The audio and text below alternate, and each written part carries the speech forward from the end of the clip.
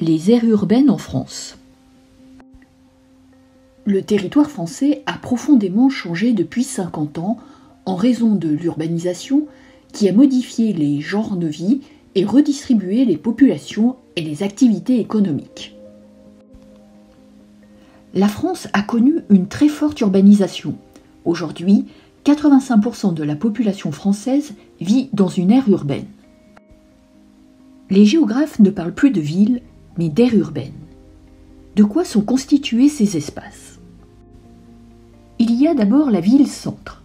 Il n'est pas rare que les traces les plus anciennes remontent à l'Antiquité. Viennent ensuite les banlieues, qui s'étalent à partir du XIXe siècle. La ville-centre et les banlieues constituent un pôle urbain ou une agglomération. Au-delà du pôle urbain, s'étale la couronne périurbaine. Le pôle urbain et la couronne périurbaine constituent donc ce que l'on appelle une aire urbaine. On dénombre 354 aires urbaines en France. Si l'on y ajoute les 3/4 des communes rurales qui sont sous influence urbaine, on peut dire que 95% de la population vit plus ou moins dans une zone sous influence urbaine. La distinction zone urbaine, zone rurale est de plus en plus floue. L'organisation et l'aménagement d'une aire urbaine varient en fonction de sa taille. On parle alors soit d'une aire urbaine, d'une grande aire urbaine ou d'une aire métropolitaine. En France, il y a 12 aires métropolitaines.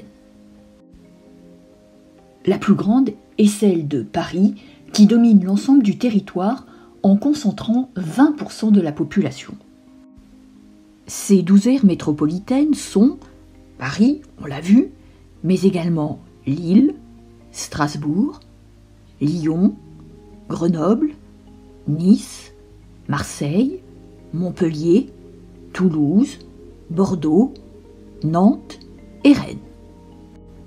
Ces 12 aires urbaines, et en particulier leur pôle urbain, la ville-centre et les banlieues, pour rappel, sont insérées dans la mondialisation.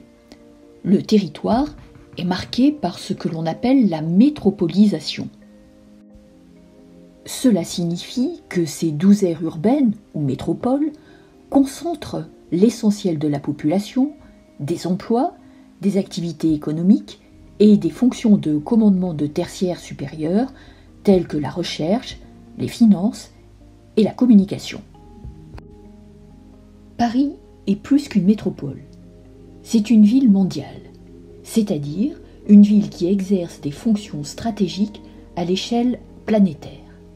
C'est un pôle de commandement dans la mondialisation au même titre que Londres, New York, Los Angeles, Tokyo, Hong Kong ou Singapour par exemple.